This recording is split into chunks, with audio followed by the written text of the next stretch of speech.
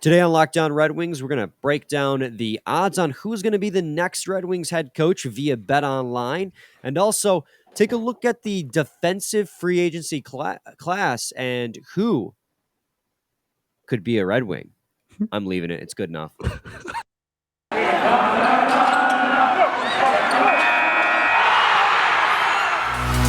You're Locked On Red Wings, your daily podcast on the Detroit Red Wings. Part of the Locked On Podcast Network, your team every day.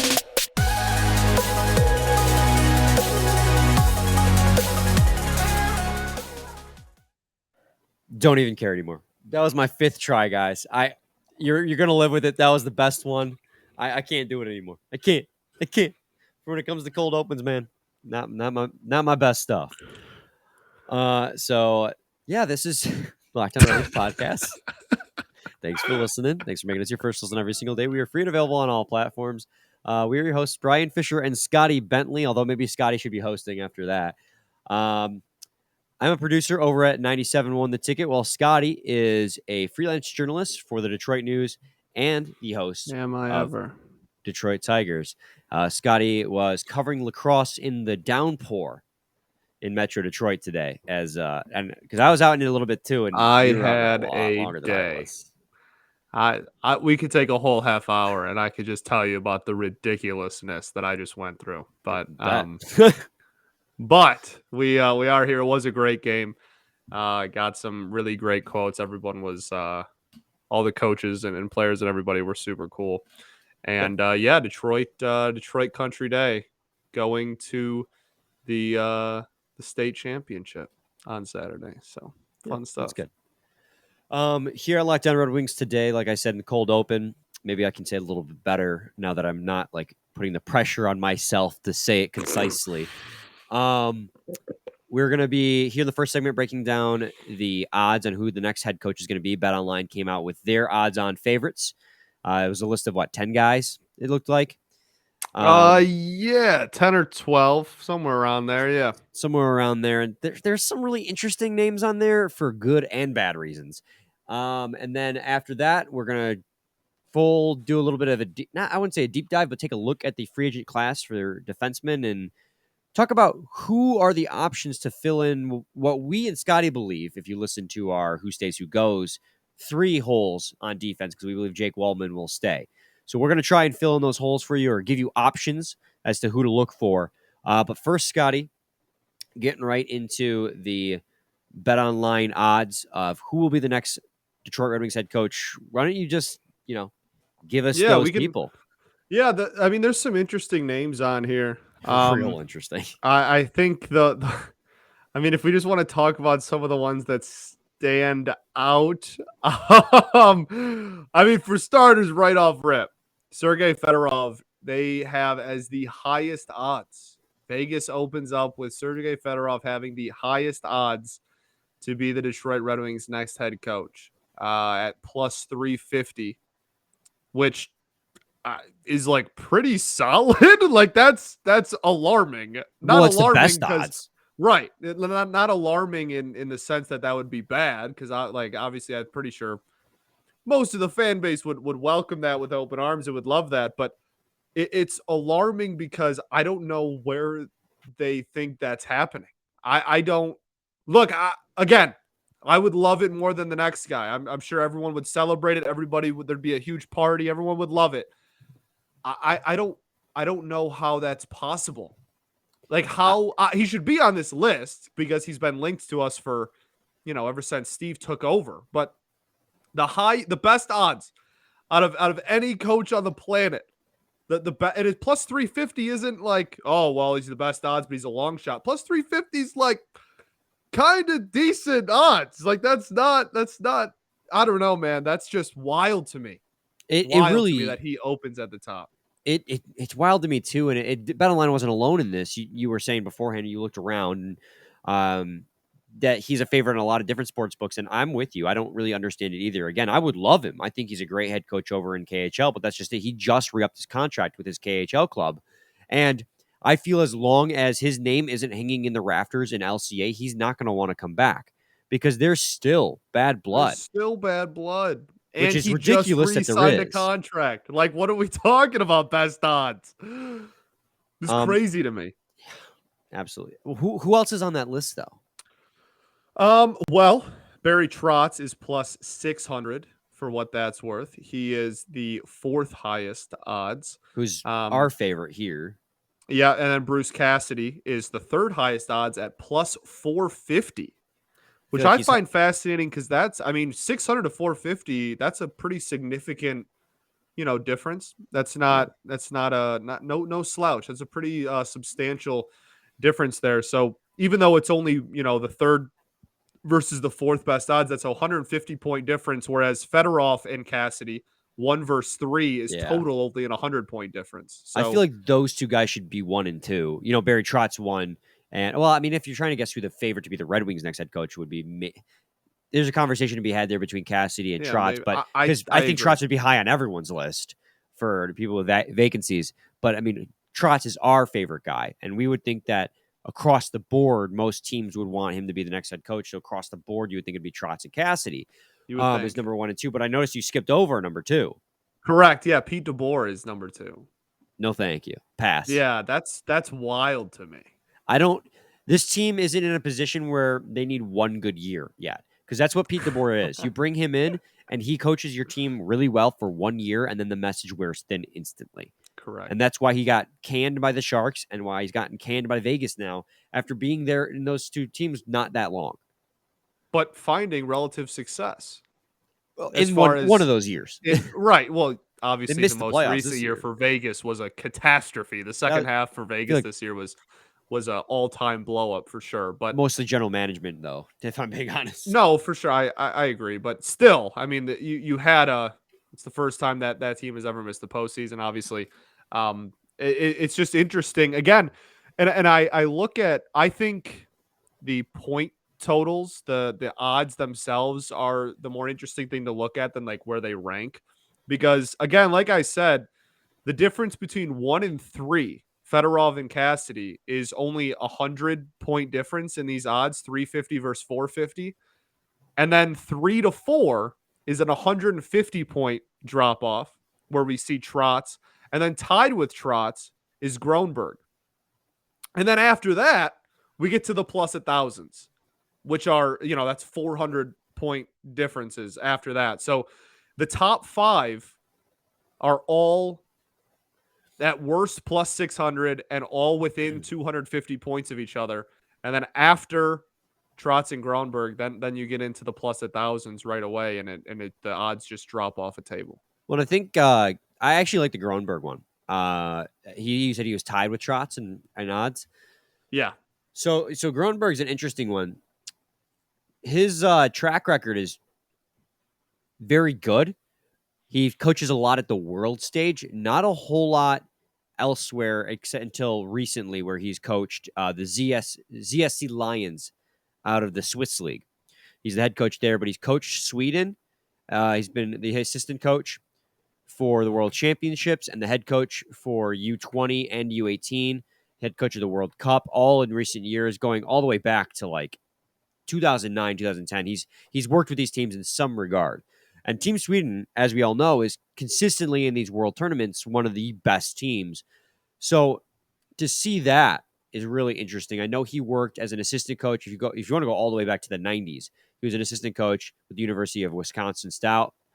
So he has been in America as a coach before going overseas back to his home country of Sweden to become coach, originally a scout of Sweden, and then eventually assistant coach and head coach of those Team Swedens in all the world championships, world juniors. So he is a really interesting pick to make an NHL debut. Definitely an outside the box pick. But I mean, it's similar to who else is on the list, Roger Roenberg. I That's like a good the one. Roenberg one. And like he has the second lowest odds on the entire list at plus 1,400. And then the last person on the list we'll get to in a sec, because his odds are, well, to be fair, like it's ridiculous that he's even on here, but to be fair, his odds are more than double the second worst odds, like second to last. Like there's you put $1 on that, you win like over $300, like crazy odds. But I do like the Roenberg one. Yeah, the Roenberg one's really good too because since 2013 he has been the head coach of Frölunda, which many of you know. Lots of Red Red Wings Wings fans players know have played. Frölunda. Hell yeah. Moritz Seider played in Frölunda last year during COVID. Simon Edvinsson and William Wallander played for Frölunda this past season. So a ton of Swedes It is have the come from there. Swedish, powerhouse. It Like is. it is the premier team in that league. Yeah. And so if you can get the head coach who's responsible for grooming these players That into sounds becoming dope to NHL me. talents, it sounds like a recipe for success. The only thing I would say to maybe temper that expectation is we thought the same thing with Blashill. I mean, For Blashill sure. was the Grand Rapids Griffins coach. He led them to a 2013 Also, the ice is Calder different, championship. right? I mean, Ice is when you different. talk to the league, like you're talking about a way faster game, way more narrow game here than you are overseas. I definitely think it's interesting. I would just be careful because it doesn't always translate to the NHL, and that No, comes with everything. for sure, and I don't think anybody's gonna have him at number one on their list. I like it though. I don't, but for right, I certainly like it better than several names on this list. He might be in the back part, around like my 3 to 5 range for who I'd like, and that's out of 12 I think people listed on this sheet. I certainly like him that more than a lot of dudes on here, but I don't want me being excited and talk about how I think it's a cool pick to come across as, oh yeah, I want this guy over literally everyone else. Like, no, not quite, but it is definitely a pick that makes you think, man. It's definitely an interesting one. I really like it in terms of how unique it is. Yeah, I completely agree. And there's a couple we got to talk about a couple more names on that list, especially Yeah. that last one. Yeah. So I might call an audible here after this break, but first I got to talk to you guys today about Athletic Greens. Our next partner, it has a product you need to use literally every day. What is Athletic Greens? Well, with one delicious scoop of AG1, you're absorbing 75 high-quality vitamins, minerals, whole food sourced superfoods. One of these days, I'll get that on the first take. Probiotics and adaptogens. Don't believe me? No. Wow. Nice to have your support. To help you start your day right, the special blend of ingredients supports your gut health, your nervous system, your immune system, your energy, recovery, focus, and aging, all of those things. It's lifestyle friendly, whether you eat keto, paleo, vegan, dairy-free, or gluten-free. Bullet point was kind of messed up there. You're invested. It costs you less than $3 a day. You're investing in your health, and it's cheaper than your cold brew habit. It's cheaper than getting all the different supplements yourself. Athletic Greens has over 7,000 five-star reviews recommended by professional athletes such as Tarek Skubal, who is just absolutely dynamite. Every single start he makes, he gets better. I swear to God. Shout out to Alex Faedo too. But Tarek Skubal is the one who uses Athletic Greens. Right now, it's time to reclaim your health and arm your immune system with convenient daily nutrition.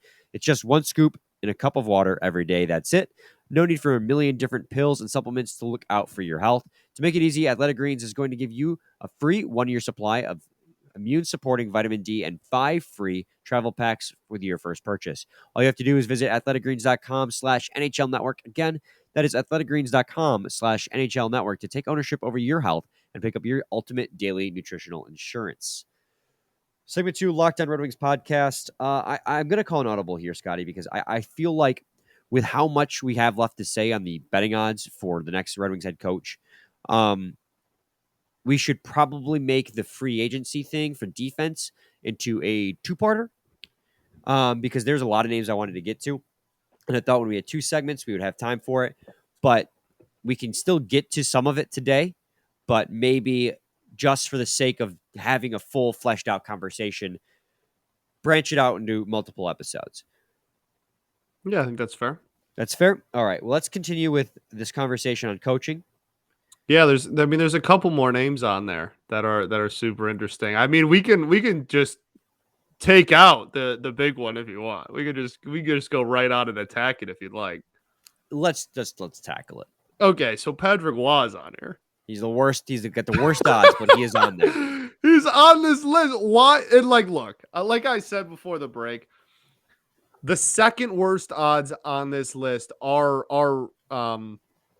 is Roger, right? Roenberg, the guy we talked about before the break for Lunda head coach at plus 1,400. Patrick Waugh has plus 3,300. So, and those are right next to each other in these quote unquote rankings of likelihood. So it's not like they think that he has a really legit shot, but just the fact that he's even on here, I find insulting. It really is, because it almost feels as if they put him on the list because they're trying to get a reaction out of us, and mission accomplished, by the way. Correct. Because it I'm definitely pissed. did. You did a good job. I'm upset. Because we talked yesterday about how for me, like, the Colorado Avalanche is dead. What I meant by that is I don't care about the current iteration. If you're trying to tell me Steve Yzerman is going to hire one of the people from the most hated rivalry from the other team to be the head coach, you're completely ridiculous. You're telling me goalie. Do you know how many instances, how many fights we had involving the goalie for that team? What are we talking about? Patrick Waugh behind the bench is insane. Like, he's very short tempered, trying to get into other fights with other head coaches. And you're telling me that he had better odds than John Tortorella? Like, and Tortorella's not even on here. I know, that's the crazy thing. I'm not advocating for Tortorella, but you have guys who have. I'm very okay without Torts. I'll advocate against that. But at plus 3,300, we're gonna pretend like Torts doesn't have better than plus 3,300. He absolutely has better than plus 3,300 odds. However long ago it was, or he did have some moderate success with the Blue Jackets for a few years. You're telling me he has worse odds than Patrick Waugh? Don't believe it. Correct. Because Patrick Waugh had one good season with the Colorado Avalanche where he won the Jack Adams, and that was because of the Avalanche, not because of him. Because the very next year he got exposed as how horrible of a head coach he is. He hasn't been a head coach in the National Hockey League since then. 3,300. Absolutely asinine. I think that's generous. I think plus 3,300 is generous. I think that should be a bet where if you place $1, you win $5,000. Like, it should not even be a relative question. It's blasphemy. Yeah, it is insulting. It's insulting. They might as well put odds of me being the head coach on there, because that's probably better odds. Yeah, but at least people would be like, "Oh yeah, that'd be like kind of cute." Like, this is insulting. Cute. Yeah, it'd be cute if you were the head coach. I think it'd be cute. This is straight up insulting. This is Patrick Waugh now gets to go around and be like, "Huh, do you see this? This is hilarious." Piss off. No. It's insulting, and I don't like it. So in the Lockdown Twitter account tagged us in the tweet. The first thing my eyes went to was of course Sergei Fedorov at the top, and then immediately went down the list and saw Patrick Waugh at the bottom. And the first thing I typed in the tweet in response was, first of all, get Patrick Waugh's name off this list. Right. And I was like, seriously though, Fedorov's probably not coming. There are a couple other guys on that list that I did like. I liked Lalonde and I liked Vellucci. Those are the assistant coaches of Pittsburgh and Tampa that I've been talking about. Vellucci plus 1,100 right there, kind of in the back part of the middle of the pack, right past the halfway mark there. For sure. Yeah, for sure. I mean, yeah, there's some names on here, man. Like, like Travis Green. I don't remember if we talked about him. Like, but yeah, I mean, Vellucci is certainly a name too. I mean, there's some dudes on here, and everybody past 1,000 pretty much has, like, there's a lot that have plus 1,000, plus 1,100. Then you get to Roenberg at plus 1,400, and then you get to the ridiculousness that is Patrick Waugh somehow on this list. But yeah, I think just to summarize the whole thing, like you said, Patrick Waugh shouldn't even be on here. I wish we could crop the last name out of this. It genuinely makes me upset that he is on here. Like, as you can tell, like, seriously, it makes me mad. And I think it makes a lot more sense for Cassidy / Trotz to be best odds. Yeah, I agree. I wholeheartedly disagree with Fedorov being the, like, front runner as it stands on June 9th. I disagree with that. I think that is not true. Yeah, no, I completely agree. There are some really good names on there, guys we've talked about, but there are a couple of them that are just like, that's really, really interesting. What's weird too is and we got to wrap this up and get into the free agency thing, and we will do that very shortly. But the last thing I'll say is it's weird to see Fedorov's name on there because obviously he's a fan favorite, which is maybe part of the reason why he's on there to begin with. But not see Larionov's name on there, which is another player, former player, now turned head coach in the sure. KHL. And that was kind of talked about. I mean, yeah. what? Yeah. Well, and that's crazy too. So the reasoning him not being on there is because he just signed a contract in the KHL. Well, so did Fedorov. So it doesn't make sense that. I got news for you. Yeah, it's weird. Yeah, that is weird.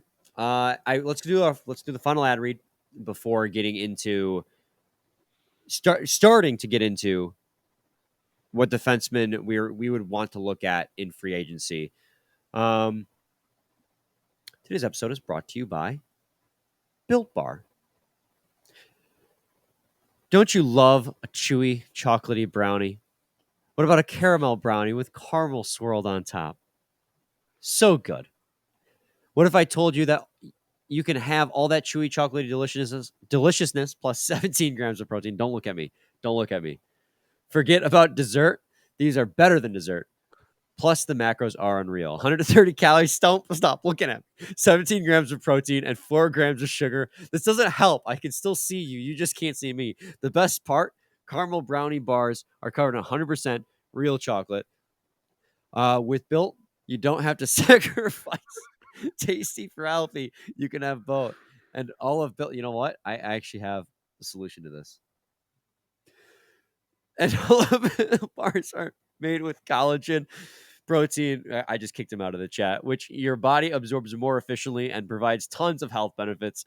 There are a million reasons that you should try Built bars, but for now, let's just say that caramel brownie will rock your world. That's not an understatement. With Built, tasty is the new healthy. Go to Built.com to get your box of caramel brownie bars now. Go to Built.com, use promo code LOCKED15 and get 15% off your order. Use promo code LOCKED15 for 15% off at Built.com.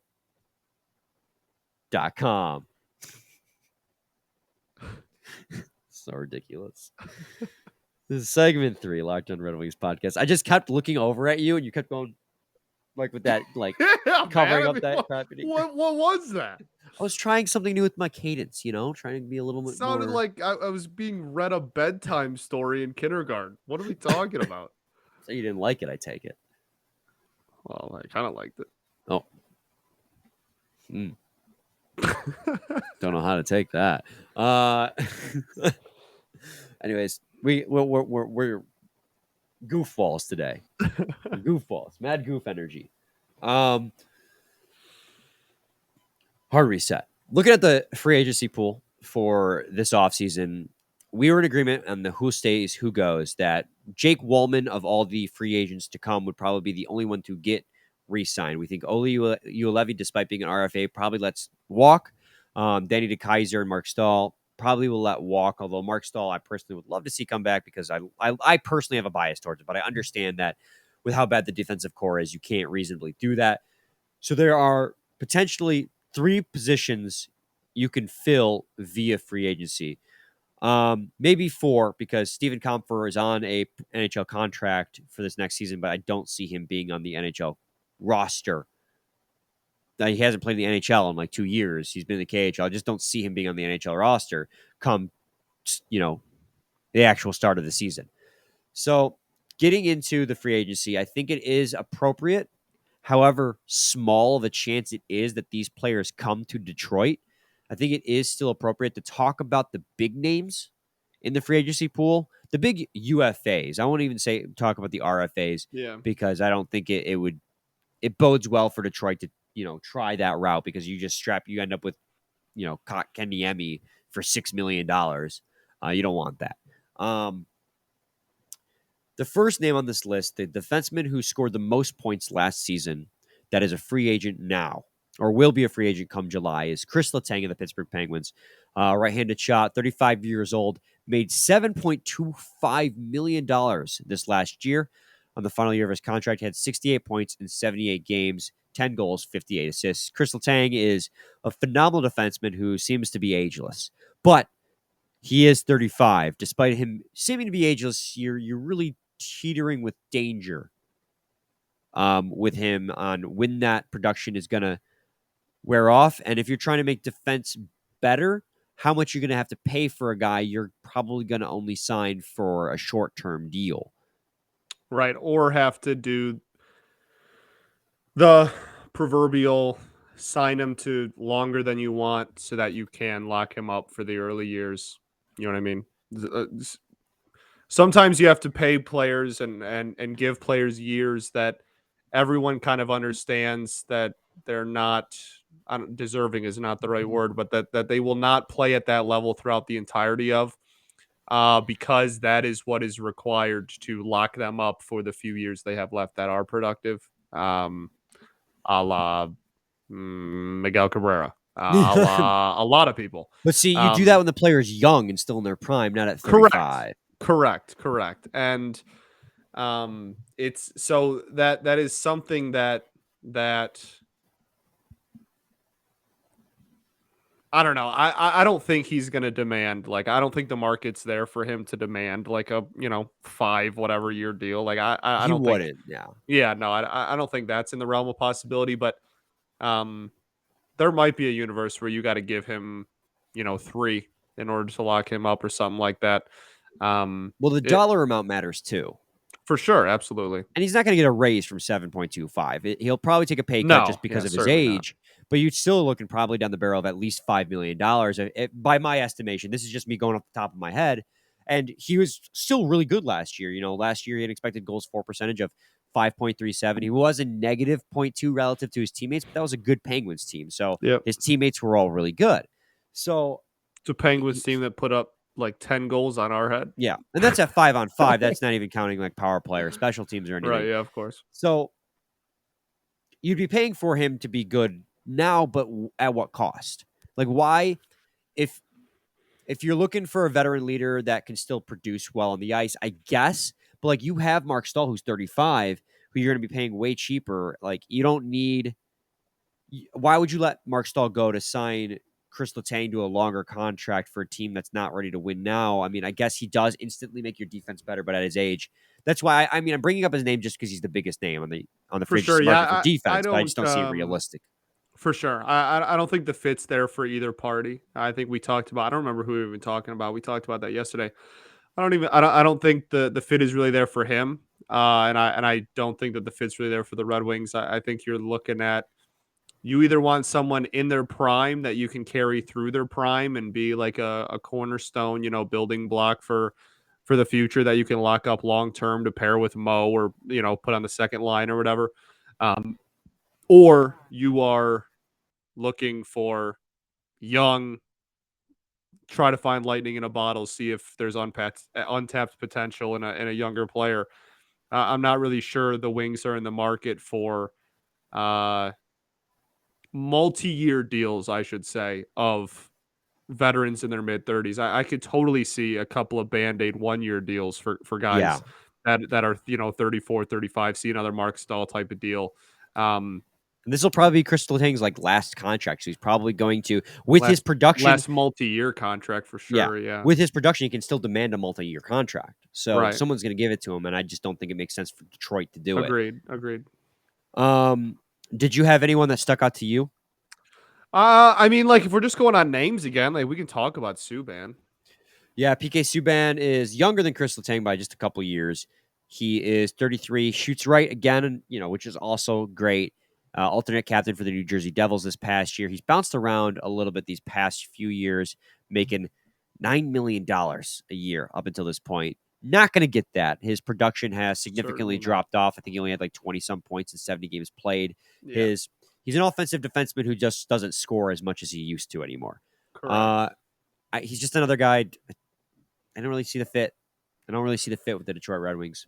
Yeah, I I'm don't not in either. love with this free agency pool for defense, to be honest. No, I mean honestly, I'm not either, and that's why I was a big advocate for um, the Red Wings going out and getting somebody a bigger name on the defensive side last year because to a multi-year deal because I we looked ahead last offseason. Nolan and I looked ahead and saw this that this year's defensive pool wasn't really that strong and we needed some more help defensively. But here we are, and Yeah, I mean, when it comes to Subban specifically, I don't really see the fit either. I think it's just important to go over the big names because those are the names that people ask about. Yeah. But I can't say I really see the fit for on the decline offensive defenseman on this team. I think if anything, we're trying to find as many defensive defensemen as we possibly can. I agree with you. And to PK Subban's credit, he played on a bad New Jersey Devils team, and he was an expected goals for percentage of 51.03 in that span. He And still has so, plenty left in the tank as yeah, far as, it's just not the, prime Subban was a problem. Like yeah. he was a menace. So it's just not, that peak point production that we're used to, but he still certainly can give a contending team solid, whatever, second line minutes, even if it's a low end team, maybe first line minutes type of Okay, thing. so let me play devil's advocate, though. Okay. Let's say, how could we convince ourselves that he could be a fit with the Detroit Red Wings? Don't feel like he could be. Like we're both saying just pass. You bring in But somebody else too. devil's advocate, he's coming off a huge contract, but his production level has dropped. So you could probably get him on a multi-year contract at much cheaper. I honestly don't know what the market would be demanding for Cheaper PK than Subban. 9, yeah. Yeah, I still don't but think he'll be he's he's not not going to gonna. he's not going to be getting 7. He's not going to be getting 6. I would be hard pressed to see him getting 5, to be honest. But at 33, you can get him on a multi-year Yeah, contract and have him play. He could take over Mark Stahl's role as that veteran presence, and because he does bring a much needed edge to his game that the Red Wings seem to lack with all but Giovanni Smith, there's value in that as well. I mean, he is still a menace on the ice from the standpoint that he is a very gritty player. While his for production sure. has stood out, he did defensively, relatively to his teammates, was a positive asset on a bad Devils team, to be noted. But overall, his expected goals for percentage was a positive as well, again, For on a sure. bad Devils team. I'm not So, against it if the money's there, if the money's yeah, right, I should say. But I mean, I'm not giving PK Subban seven milli vanilli. Like again, like that's not happening. the only way I could see it happening is if you get him cheap enough and on like a 3 or 4 year deal, which I doubt he would accept at his age because he's looking for a longer, like one more long. 33 years old, you're looking for something to carry Right. you for a while, Right. Yeah. because you can't survive off 1 year deals or you'll fall out of the league entirely. So he's just a really good one from a conversational aspect. Devil's advocate, like if he could be that veteran leader to help I'll say protect the this: young if guys, we right, if we I'd be bring for it. in another person that's maybe more defensive, like if he's one of two defensive players that we can bring in that are going to get like top 6 or top 4 minutes on the defensive side of the puck, I'm okay with that. If again, all assuming the money is right on top of that factor as well. Yeah. But I feel like that's me jumping through a lot of mental gymnastics in order to justify this. One, of course, out of everyone that we've spoken about, he's probably confirmed off the ice the nicest person. He Yeah, does oh so yeah. much charity work and In case the donations. man. He still works with the Children's Hospital in Montreal, which after they did him dirty and traded him to the Predators, which he had a good run with the Preds too. That Um, team, man, what was that 2016, they were so 2017? good. That Cup team was Yeah. So like he also would bring it, like this doesn't really matter too much to the like team's on ice success, but he is genuinely a good person. So it's like I could get on board with it because you're not getting on the ice. He's a menace and he can do some really dirty things. On the ice, he's a completely different person, but off the ice, he's such a charismatic person and he definitely a does a lot for competitor. the Yeah. community. So, but those are the two guys that they're John Klingberg I want to talk about too, but we just don't have enough time today. I was heavy on John Klingberg earlier in the season, and my tunes kind of changed. So maybe that's something we get to on Monday's episode because tomorrow, Scotty, I have a special guest on, and I say I because you will not be here. Why are you saying that like you're happy about it?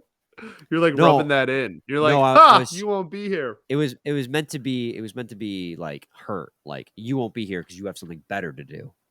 Oh, well, I'll be working. Yeah, he'll be working. So tomorrow, I mean, I'll just announce it. I'm gonna have Jake Rivard on from Winging in Motown. He spoke with us earlier in the season about his 3 routes he wants to see the Red Wings take, given where the team was at, or the 3 routes they could take. And he's going to come on and do a little bit of a retrospective with me, look back on that article and talk about what route he thinks now that the season is over, the Red Wings are going to take. And it'll serve a little bit as an overall free agency primer. We've already dived a little bit into it this week, but Jake's a really smart mind. I want to pick his brain about what he thinks the Red Wings are going to do free agency wise this offseason. And I remember John Klingberg, for example, is one of the guys that he mentioned the Red Wings could bring in if they decided to go buy mode this offseason.